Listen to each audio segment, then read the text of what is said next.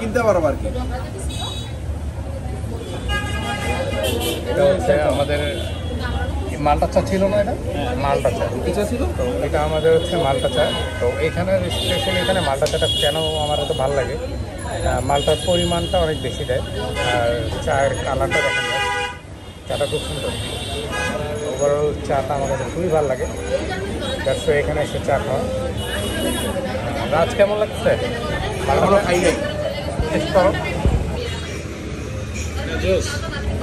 সেই সেই না, সেই সেই আমি এই কারণেই মালটা চাটা এখানে খাই। কেমন লাগতেছে আমার? ভালো লাগছে।